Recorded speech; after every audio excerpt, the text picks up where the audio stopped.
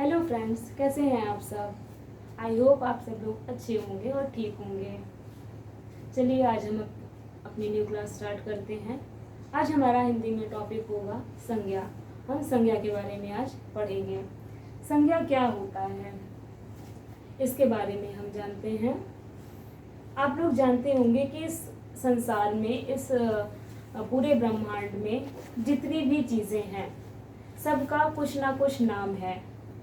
आप मेरी वीडियो देख रहे हो, मेरा भी नाम है, आपका भी नाम है। आपके आसपास कितनी सारी वस्तुएं होंगी, प्रत्येक चीज़ का एक अपना नाम होता है। इसी नाम को हम क्या कहते हैं, संज्ञा कहते हैं। सरल और स्पष्ट शब्दों में आप समझ सकेंगे कि आपके आसपास जितनी भी चीज़ें हैं उन सभी के नाम को हम क्या कहते हैं, संज्ञा कहते हैं। संज्ञा को इंग्लिश में नाउन कहते हैं। नाउन की जैसे एक सिंपल डेफिनेशन होती है, noun is the name of person, place और थिंग। इसके अलावा एक और सिंपल डेफिनेशन है, all the naming words are noun. इसका मतलब क्या हुआ, जितनी भी नामित चीज़ें हैं, नेमिंग वर्ड्स, जितने भी आपके नाम वाले शब्द हैं वो क्या होते हैं, संज्ञा होते हैं। तो संज्ञा के बारे में आप जान चुके होंगे। तो अब हम जानते हैं संज्ञा की परिभाषा क्या होती है। तो संज्ञा की परिभाषा क्या होती है, हम इसको देख लेंगे।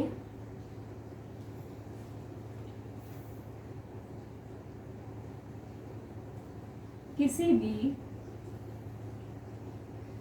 ये आप लोग पहले भी पढ़ चुके होंगे, फिर भी आप लोगों को रिवीजन कराने के लिए लिख रहे हैं।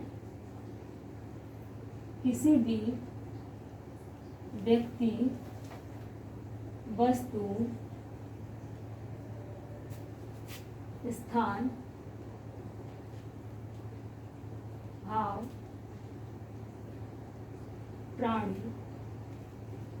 प्राणी में आपका मनुष्य और जीव जंतु सभी आ जाते हैं। किसी भी व्यक्ति, वस्तु, स्थान, भाव, प्राणी आदि के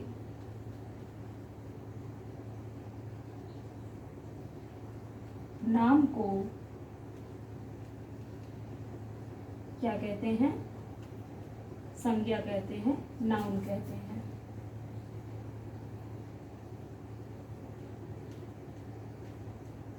ठीक है, डेफिनेशन से आपको स्पष्ट हो गया।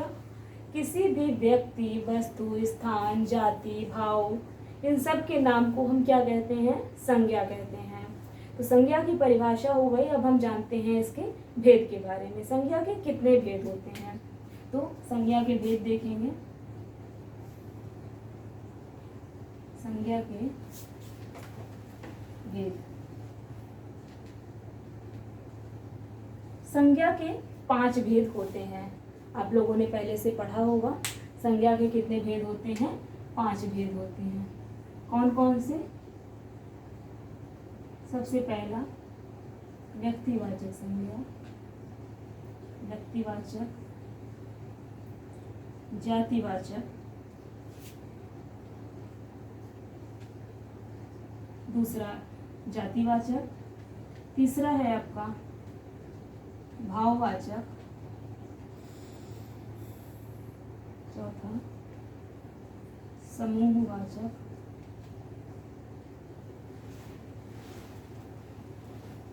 और 5वां है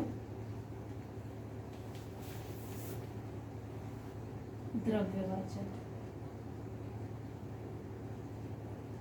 ये इसके भेद हो गए। संज्ञा में जैसे किसी भी व्यक्ति का नाम आ जाता है, किसी भी वस्तु का नाम आ जाता है। उदाहरण में हम जान लेंगे इसका, ये छूट गया है यहाँ पर। उदाहरण जैसे राम, राम किसी एक निश्चित व्यक्ति का नाम होगा। ठीक है, राम हो गया, मेज हो गया, प्राणी में मान लीजिए कुत्ता हो गया। ठीक है, भाव आ गया आपका बुढ़ापा। ये सब आपकी क्या है, संज्ञा है। ठीक है, ये आपका उदाहरण है, आप लिखना चाहें तो लिख सकते हैं। राम, मेज, कुत्ता, चारपाई। ठीक है, कोई भी आप, हर एक वस्तु का नाम है, वो सभी आपके क्या है, संज्ञा है। ठीक है, फिर व्यक्तिवाचक संज्ञा, इसको इंग्लिश में हम प्रॉपर नाउन कहते हैं। जातिवाचक संज्ञा, कॉमन नाउन। भाववाचक संज्ञा, समूहवाचक और द्रव्यवाचक, ये 5 भेद आपके होते हैं। तो व्यक्तिवाचक संज्ञा हम किसे कहते हैं? किसी निश्चित व्यक्ति, यानी कि मेरा कोई एक निश्चित नाम होगा, आपका एक निश्चित नाम होगा, और हर एक चीज़ का, जैसे एक रिवर होती है, नदी होती है, नदियों के निश्चित नाम होंगे। तो किसी एक निश्चित व्यक्ति, वस्तु, स्थान, इन सब चीज़ों के नाम को, जो निश्चित नाम हो, उसे हम क्या कहते हैं? व्यक्तिवाचक संज्ञा कहते हैं। तो व्यक्तिवाचक संज्ञा के अंतर अगर आप इसकी डेफिनेशन लिखना चाहें तो किसी निश्चित व्यक्ति, इसमें निश्चित कर दिया जाता है इनके नामों को,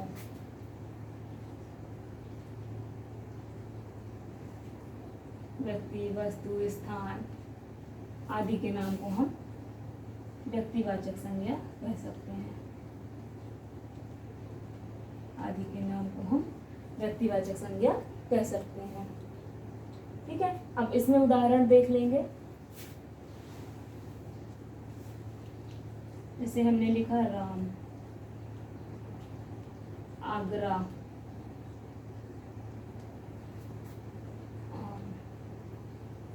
राम, आगरा, माउंट एवरेस्ट,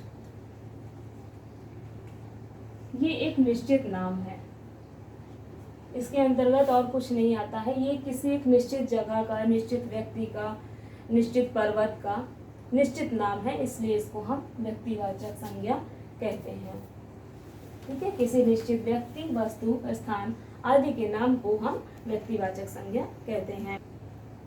ठीक है, अब हम देखते हैं दूसरा, जातिवाचक संज्ञा। जातिवाचक संज्ञा से हमें किसी एक विशेष जाति का, यानी एक पर्टिकुलर ना होकर, व्यक्तिगत ना होकर संपूर्ण जाति का बोध होता है, उसे हम क्या कहते हैं? जातिवाचक संज्ञा कहते हैं। इसकी डेफिनेशन, जैसे किसी संज्ञा शब्द से या जिस संज्ञा शब्द से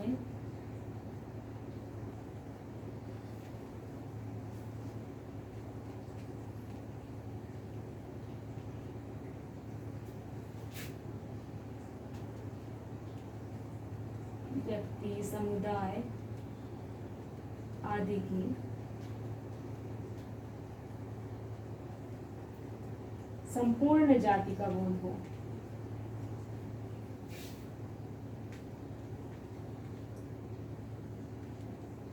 उसे हम क्या कहेंगे? जातिवाचक संज्ञा कहेंगे। जिस कर लीजिए, जिस संज्ञा शब्द से किसी व्यक्ति, समुदाय आदि के संपूर्ण जाति का बोध हो, उसे हम क्या कहते हैं? जातिवाचक संज्ञा कहते हैं। अब इसमें उदाहरण हम क्या समझेंगे? जैसे यहाँ पर हमने राम लिखा था, तो राम किसी मनुष्य का ही नाम होगा, तो हम संपूर्ण समुदाय का बोध हो गया इससे।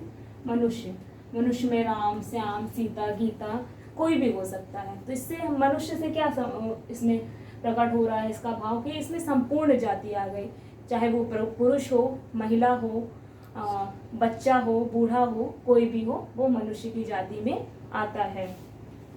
इसमें जैसे हमने पुरुष लिख दिया, पुरुष भी एक समुदाय के का ही समूह है। जैसे पुरुष में राम आ गया, मोहन, सोहन, ठीक है, ये सब पुरुष में आ जाते हैं। फिर हमने लिख दिया शहर, शहर आपकी संपूर्ण जाति का बोध करा रहा है। आगरा हो गया, दिल्ली हो गया, लखनऊ हो गया, ये सब आपके शहर हैं। तो वो आपका व्यक्तिगत में आ जाएगा, व्यक्तिवाचक आ जाएगा जब हम उसका नाम ले लेंगे। जैसे आगरा, दिल्ली अभी हमने बोला, तो ये आपके व्यक्तिवाचक में आएंगे जब हमने कह दिया कि शहर आपका जातिवाचक समूह होता है। नदियाँ, पर्वत, झील, ठीक है, ये सारी चीजें आपकी जातिवाचक होती हैं। इसमें आप समझ, जैसे नदियाँ बोला, नदियों में बहुत सारी नदियाँ हैं, गंगा है, यमुना है, ब्रह्मपुत्र है, ताप्ती है, नर्मदा है। तो ये आपके, जब हम उनका नाम, एक निश्चित नाम कर देते हैं तो व्यक्तिवाचक हो जाता है, और जब उसके पूरे समुदाय के बारे में बात करते हैं कि वो नदियों का समूह है, तो उसमें हम ये हो जाता है जातिवाचक संज्ञा। फिर आता है भाववाचक संज्ञा। भाववाचक संज्ञा क्या होता है, इसको हम और नीचे लिख लेते हैं।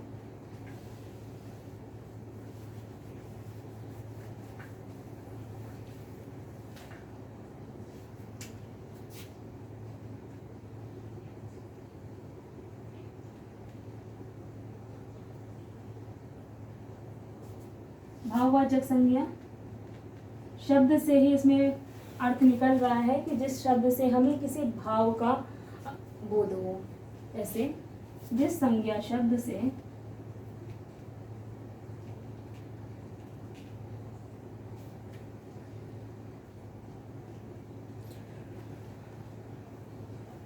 किसी भी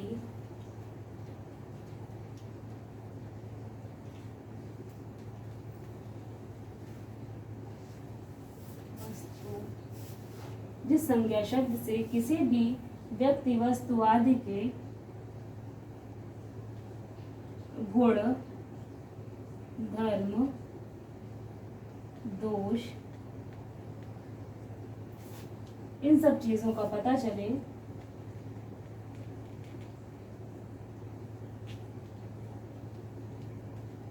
दोष आदि का बोध हो, उसे हम क्या कहेंगे, भाववाचक संज्ञा कहेंगे। जिस संज्ञा शब्द से जब हम उस शब्द को बोलते हैं तो उसको हम जब बोलेंगे तो हमें उसके बारे में किसी भी, मान लीजिए हमने बोला बुढ़ापा, बुढ़ापा किस में आता है, बुढ़ापा मनुष्यों में आता है, व्यक्तियों में आता है, तो यानी व्यक्ति के वो गुण को बता रहा है। बुढ़ापा क्या है, एक गुण होता है, तो गुण बता रहा है, इसी गुण को हम क्या कहेंगे, भाववाचक संज्ञा कहते हैं। बुढ़ापा हो गया, मिठाई कैसी होती है, मीठी होती है, ये उसके गुण को बता रहा है, तो वो आपका क्या हो गया, मिठास आपका भाववाचक संज्ञा होगा। इसमें उदाहरण देख लेंगे। बुढ़ापा, मिठास,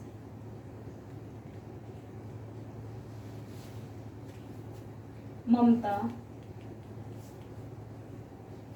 क्रोध। कोई इंसान क्रोध करता है, उसका ये दोष होता है, लेकिन वो भी आपका भाव प्रकट हो रहा है उससे, इसलिए क्रोध हो गया, ईर्ष्या हो गया। जो भी भावना हमारे मन के अंतर्गत आती है, मन के अंदर आती है, ये सारी चीजें हमारी किसके अंतर्गत आती हैं, भाववाचक संज्ञा के अंतर्गत आती हैं। ठीक है, ये भाववाचक संज्ञा होगा जिस संज्ञा शब्द के से किसी भी व्यक्ति वस्तु स्थान आदि के गुण धर्म दोष का पता चलता है, बोध होता है, उसे हम भाववाचक संज्ञा कहते हैं। उदाहरण बुढ़ापा, मिठास, ममता, क्रोध, ईर्ष्या, प्रेम, ये सारी चीजें हमारे मन में भाव आते हैं। ईमानदारी, बेईमानी, ये सब चीजें क्या होती हैं, भाववाचक संज्ञा होती हैं। फिर आपका आता है द्रव्यवाचक।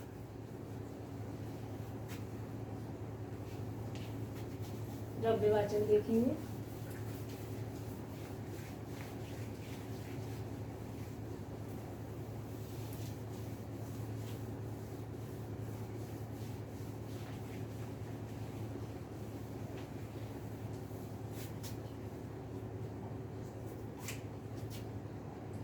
ये चौथा है आप द्रव्यवाचक संज्ञा।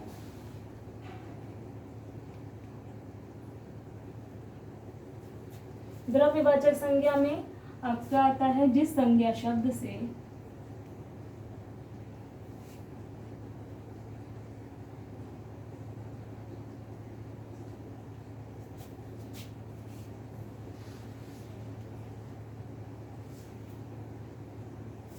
किसी पदार्थ, धातु, तरल, किसी वस्तु के तरल आदि होने का बोध हो,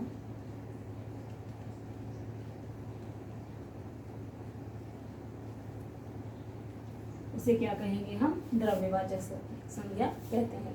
जिस संज्ञा शब्द से हमें ये पता चले कि वो वस्तु क्या है, पदार्थ है, धातु है, अधातु है, द्रव्य में क्या है वो, द्रव होता है, तरल जैसे पेय पदार्थ जो भी होते हैं, तेल है, दूध है, पानी है, पेट्रोल है, डीजल है, ये सारी चीज़ें आपके द्रव्यवाचक संज्ञा के अंतर्गत आती हैं। तो उदाहरण इसके परिभाषा से ही स्पष्ट है। धातु में आपका जैसे कोई भी धातु आ जाती है, सोना, चांदी, एल्युमिनियम, तांबा, ठीक है, सोना हो गया, चांदी हो गया, ये सारी धातुएं हैं। तरल में आपका दूध हो गया, पेट्रोल हो गया, ठीक है, लोहा है, ये सारी चीजें आपकी क्या होती हैं, द्रव्यवाचक संज्ञा होती है। अब पांचवा आपका आता है समूहवाचक संज्ञा।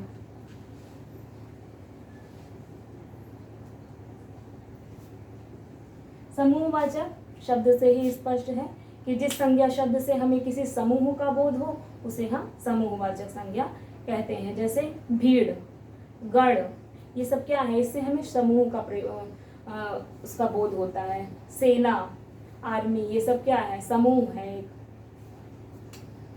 जिस परिभाषा देखेंगे, जिस संज्ञा शब्द से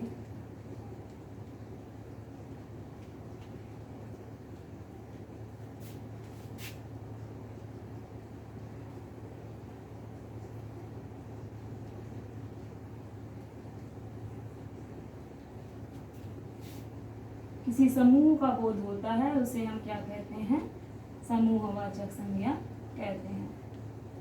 उदाहरण ले लेंगे, भीड़, गुरुजन। गुरुजन ये आपका, गुरुजन जब आप सिर्फ गुरु बोलेंगे तो वो एक इंसान को आप उसमें प्रदर्शित करते हैं, लेकिन गुरुजन में आपके कई सारे गुरु आ जाते हैं। सेना, टीम आदि। जिस भी शब्द से हमें समूह का बोध हो उसे हम समूहवाचक संज्ञा कहते हैं। तो संज्ञा का टॉपिक यहीं पर खत्म होता है। आई होप आप लोगों को समझ में आया होगा और क्लास अच्छी लगी होगी, और अच्छी लगी हो तो लाइक करें, शेयर करें, सब्सक्राइब करें, कमेंट करें। Thank you.